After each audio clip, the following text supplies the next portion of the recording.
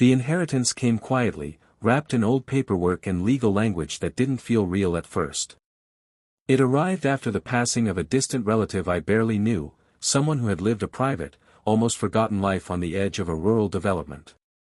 At the center of it all was a massive, untouched body of water, over 2,100 acres of lake, surrounded by trees, winding access roads, and land that had somehow escaped modern development pressure for decades.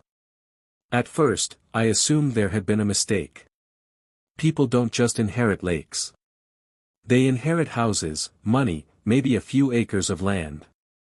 A lake that size felt unreal, like something owned by a state or a corporation, not a private individual.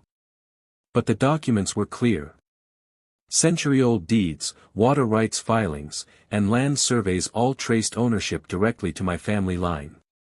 The lake wasn't just scenic property, it came with full water rights, usage authority, and legal control over access.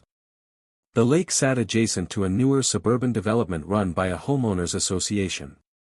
The houses were modern, uniform, and tightly regulated.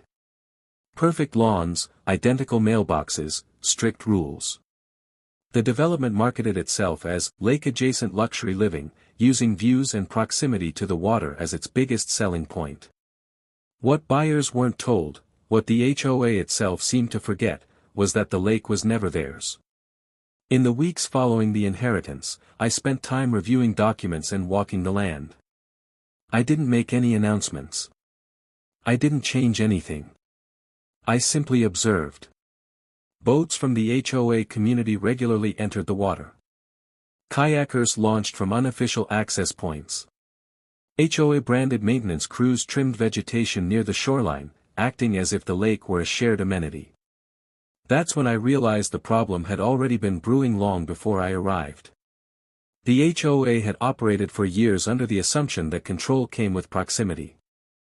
They maintained signs suggesting community. Lake access. They enforced rules about noise levels and watercraft types. They even fined residents for violating lake-related policies.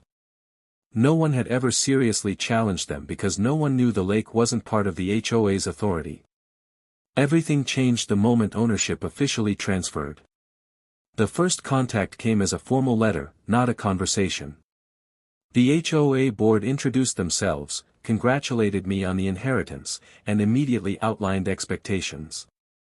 According to them, the lake fell under their extended jurisdiction. They demanded annual compliance fees, adherence to HOA environmental rules, and unrestricted access for residents and guests. The language was confident, bordering on aggressive. There was no question in their tone, only assumption. They believed I was just another landowner who would fold. Instead of responding emotionally, I had the documents reviewed by professionals. Surveyors confirmed the boundaries. Attorneys validated the water rights. Environmental consultants verified that no easements or shared use agreements existed. The lake was entirely private, protected by old but rock-solid legal filings. Armed with facts, I declined their demands. That's when the pressure started. The HOA escalated quickly. They sent violation notices accusing me of restricting community resources. They cited rules that didn't apply to me. They warned of fines that had no legal standing. Their president, known in the neighborhood for being especially aggressive with enforcement, began showing up near the lake, inspecting shoreline areas and taking photos. The narrative they pushed was simple: I was an outsider trying to take something away from the community. It was never shared to begin with. What they didn't understand was that this wasn't just about water. The lake represented something much bigger: control, authority, and precedent. If they could force me to comply, they could expand their power indefinitely. Behind the scenes, the HOA began preparing enforcement actions. They contacted county offices. They attempted to register the lake as a community-managed resource. They even explored emergency injunctions to maintain public access, despite the lake never being public. Each move they made left a paper trail. And every document they filed only strengthened my case. By the end of the first month, it was clear this wasn't going to be a quiet resolution. The HOA wasn't interested in negotiation. They wanted submission. They expected me to back down, pay fees, and quietly allow them to continue using the lake as their private playground. They underestimated two things. First, they underestimated the legal weight of century-old property law. Second, they underestimated how dangerous it is to overreach when you're wrong. As tensions rose, county officials began asking questions. Title offices reviewed records they hadn't looked at in decades. Regulators noticed inconsistencies in HOA claims. The lake, once ignored by bureaucracy, was suddenly under scrutiny. And that attention was about to expose everything the HOA had been doing behind closed doors. The calm surface of the lake still reflected the sky, unchanged and peaceful. But underneath, a legal storm was forming, one that would soon pull the HOA into waters they never should have entered. Once the HOA realized I wasn't backing down, their approach shifted from passive pressure to open confrontation. What had started as letters and threats quietly turned into coordinated action. They stopped pretending this was a misunderstanding and began treating it like a battle they believed they could win through intimidation and bureaucracy. The HOA board held emergency meetings where the lake dominated every agenda item. Residents were told the lake was at risk. The board framed the situation as an existential threat to property values, claiming that without HOA control, the entire community would suffer. Carefully worded emails painted me as unreasonable, secretive, and hostile to cooperation. What they didn't mention was that they had no legal standing. Behind the scenes, the HOA president spearheaded an aggressive campaign. Complaints were filed with the county alleging environmental neglect. Claims were made that shoreline erosion was being ignored. Anonymous tips suggested unsafe water conditions. None of it was true, but it forced inspections and wasted time. Each inspection ended the same way. No violations. No issues. No authority for the HOA. Frustrated, the board escalated again. They attempted to levy fines against me, even though I wasn't a member of their association. Notices were sent demanding payment for unauthorized restriction of amenities. When those were ignored, they claimed unpaid balances and hinted at liens, hoping fear would do what legality could not. It didn't work. That's when they crossed a line. Without permission, HOA contractors entered the shoreline area to remove signage I had installed marking private property boundaries. They trimmed vegetation and attempted to reopen access paths used by residents. Drones were flown over the lake allegedly for safety monitoring. It was no longer a paperwork dispute, it was physical trespass. Every incident was documented. Every action was recorded. And every violation strengthened my position. My legal team moved quickly.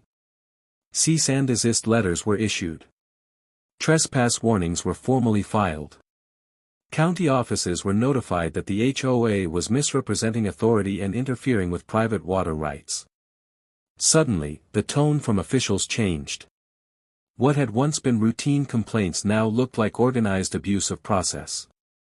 The HOA's attempt to involve regulators backfired badly. During reviews, officials uncovered discrepancies in the HOA's original development filings.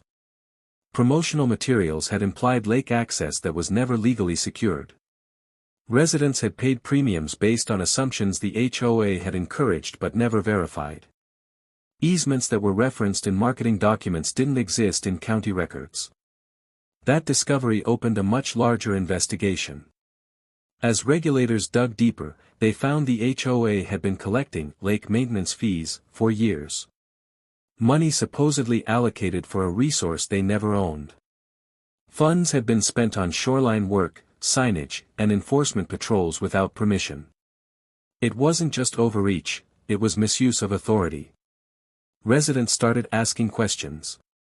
Why were they paying for something the HOA didn't control?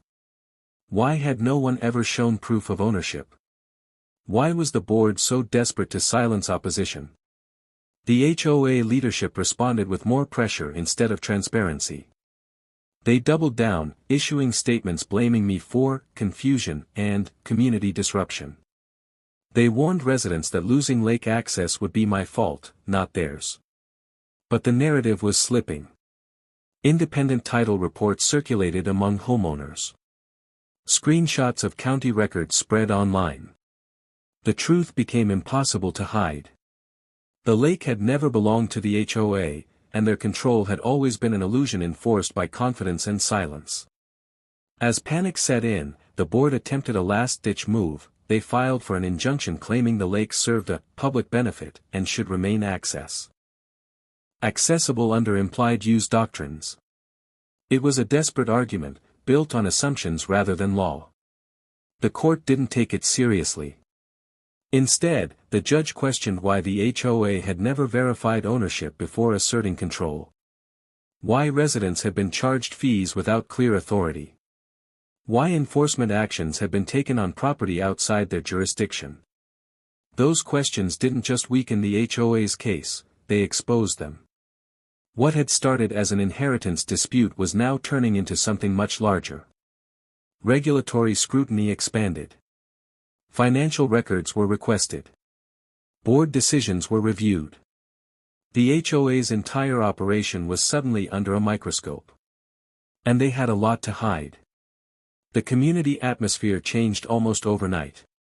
Residents who once saw the HOA as a shield now saw it as a liability. Trust evaporated. Support fractured. Board members began quietly resigning, distancing themselves before consequences landed. Meanwhile, the lake remained calm, unchanged by human conflict. But for the HOA, the damage was already irreversible. Their authority was unraveling, and they had no one to blame but themselves. What they didn't realize yet was that the worst consequences weren't coming from the court case alone. They were coming from everything the investigation was about to uncover next. By the time the investigation reached full momentum, the HOA was no longer in control of the narrative. What they once managed through confidence and intimidation had collapsed under documentation, audits, and legal scrutiny.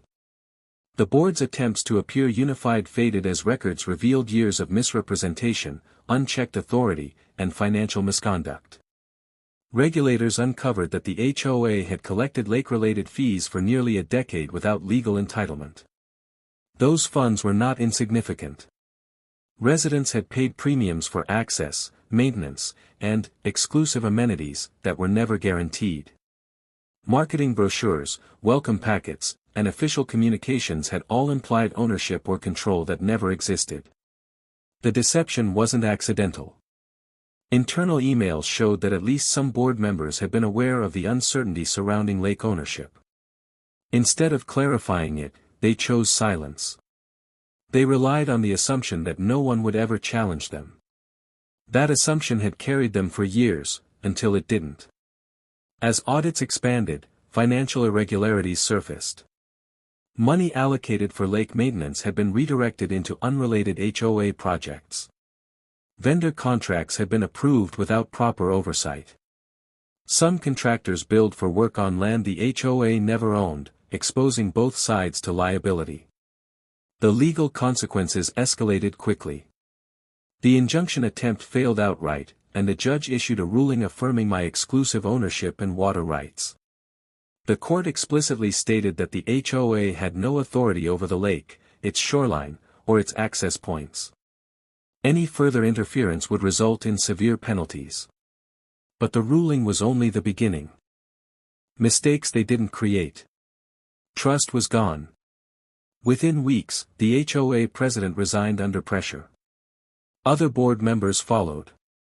What remained of leadership was fractured, inexperienced, and overwhelmed by mounting legal obligations. Emergency meetings turned chaotic, filled with anger, confusion, and blame. County authorities moved next. Because the HOA had repeatedly misrepresented control over private water resources, their governance practices were formally reviewed. Violations of nonprofit regulations were cited. Compliance failures were documented. Penalties were issued. In the most damaging blow, the county revoked key administrative privileges that allowed the HOA to operate as it once had. Effectively, the HOA was stripped of its power. Operations were suspended. Enforcement stopped. Assets were frozen pending resolution of outstanding claims. The organization that once issued fines and threats could no longer even send official notices. The development itself didn't disappear, but the HOA as residents knew it was finished. Homeowners were left to reorganize, renegotiate services, and rebuild trust without centralized authority. Property values stabilized once the truth became public, but the damage to the community's reputation lingered. As for the lake, it remained exactly as it had always been. I didn't drain it. I didn't fence it off out of spite. I secured it, protected it, and ensured it was treated with respect. Access was controlled legally, transparently, and responsibly. Environmental protections were implemented properly for the first time in years. Ironically, once the HOA was gone, conflict stopped. There were no more intimidation tactics. No more fabricated violations. No more power plays. Just clear ownership, clear boundaries, and accountability. The story spread beyond the community. It became a cautionary tale about unchecked authority and the dangers of assuming control without verification. Other HOAs quietly reviewed their own claim and documents, hoping to avoid a similar fate. Attorneys cited the case as an example of how quickly overreach can collapse an organization. In the end, the HOA didn't lose everything because of a lake. They lost everything because they believed power came from enforcement instead of legitimacy. They assumed fear could replace law. They thought no one would ever challenge them. They were wrong. The lake outlasted them. The documents outlasted them. And the truth outlasted them. What began as a quiet inheritance ended as a complete dismantling of an HOA that forgot its limits, and paid the price for it.